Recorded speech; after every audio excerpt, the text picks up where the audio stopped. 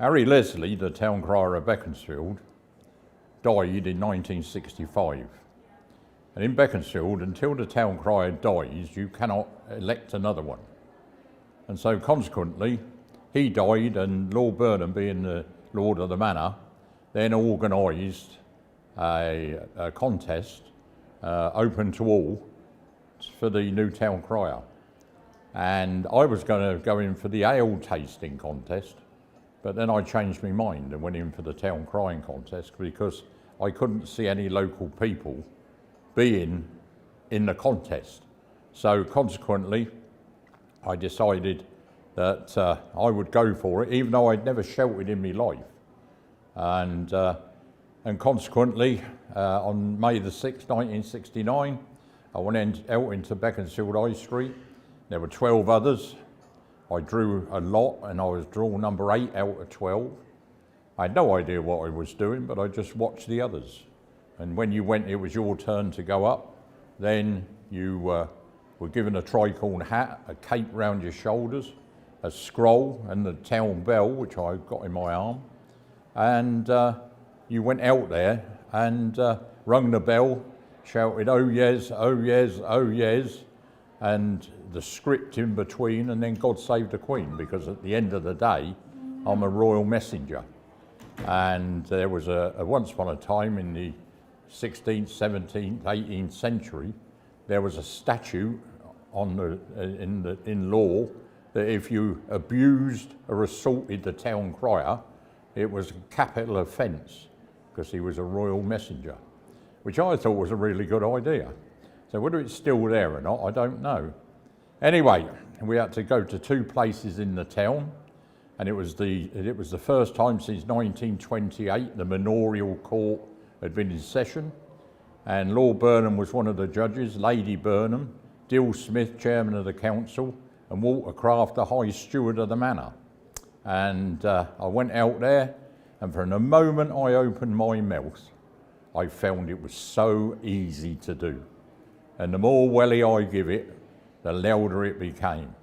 And then I went to another point in the town and did the same.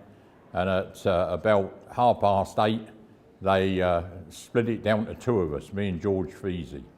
And then we had to go across the road and shout back across the traffic, across the crowds, and they were judging you on diction, volume and clarity.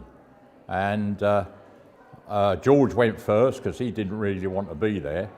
Well, you could tell because he became my deputy and immediately he moved to Devon. So he had no intention of walking around as a town crier. And it came my turn, and in full flow, a Boeing 707 come over from Heathrow Airport, and I heard the captain say, "Where the hell did that come from?" And I knew then that I was the next town crier of Beaconsfield. And I went back across the road, and Lord Burnham gave me the town bell, which is part of my warrant of office, an illuminated scroll. And so I've got this job for life. And so, like Harry Leslie and other ones before him, the next town crier will be when I go to the great town crying in the sky. The greatest highlight of the last 50 years has been the Queen's Golden Jubilee. I was asked by a neighbour of mine who was involved in the celebrations in Windsor whether I'd go in front of Her Majesty and congratulate her on her 50 years reign. And I said, Gary, I said, try and stop me. I said, it's got to be the greatest thing I'll ever do in my life in front of my sovereign on this occasion. And so, on the Tuesday before the big parade in London, I went over to Windsor and I was on the long walk, and at 11 o'clock we moved off, and I had to guess where Her Majesty would be because of the security, and I guessed that she was in the Guildhall. And so consequently I got there, and I'd rung the bell enough times and I see her in the Guildhall. There was Prince Philip, Her Majesty the Queen, and Gary Bell telling her what was going on. And the first thing that struck me was she was too close. But with all these thousands lining the route, they all had to hear what I was going to say. And so I rung the bell enough, and I let fly at her with oh yes, oh yes, oh yes. I nearly blew her hat off. She started laughing and talking to Gary Bell. Prince Philip nearly fell off his seat. And I thought later on I'll find out what she said. And then I stepped back, and up till then the crowd had not really got it together. I stepped back and I shouted, "God save the Queen," and took me hat off. And to a man, these thousands in the crowd went, "Yes!" Unbelievable. And I thought, if I can stir them like that here, I can stir them like that anywhere in Windsor. So I went up to the Queen Victoria Memorial, faced down Pescott Street, let fly, and at the end, when I shouted, "God save the Queen," I've never had so many Koreans and Japanese off their feet in my life, all shouting, "God save the Queen." Amazing. And later on, Gary said, "You know, we knew where you were because the Mexican wave of sound," he said. But I said, "Well, what did the Queen say to you when I let fly at her?" And he said, she turned to me and said, "Where does one find a man with a voice that loud?" And he said, "Well, ma'am, he lives next door to me in Beaconsfield." And she thought that was absolutely hilarious. I've been the national champion twice. I won it at Hastings against 27 others. And as a consequence of that, I was in the Guinness Book of Records for 7 years for the loudest voice. And my children absolutely love that. I've got 2 medals in my career.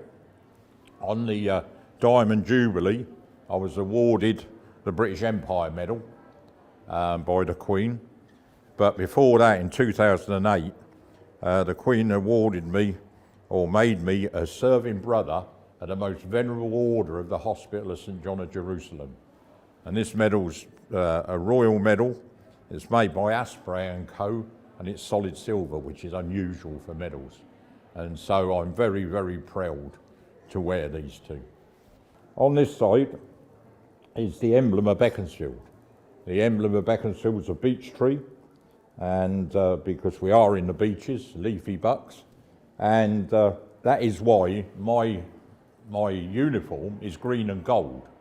They chose the green for the spring and summer and the gold for the autumn and winter. And that's how it came about. A lot of people think I'm going to be in red, but that's usually royal boroughs and cities. So that's why I'm in green and gold. Well, the bell is £7.5. And let me tell you, when you've got it aloft, then there is nothing once it goes that's going to stop it going down. So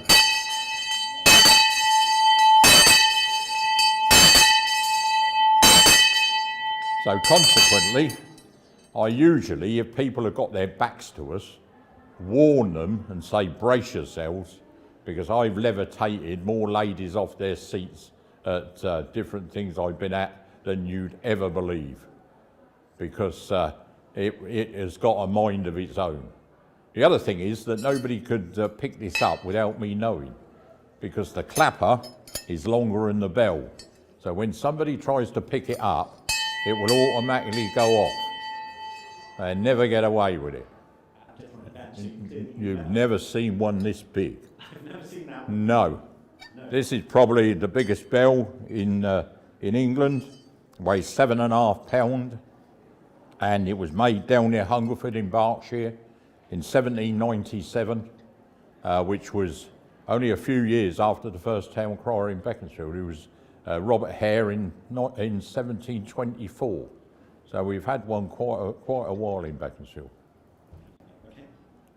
I'm here tonight to ring the bell and introduce the guests for S-Thetics, who in Beaconsfield, and I'm looking forward to the evening, and it will be it's a great honour to be here this evening.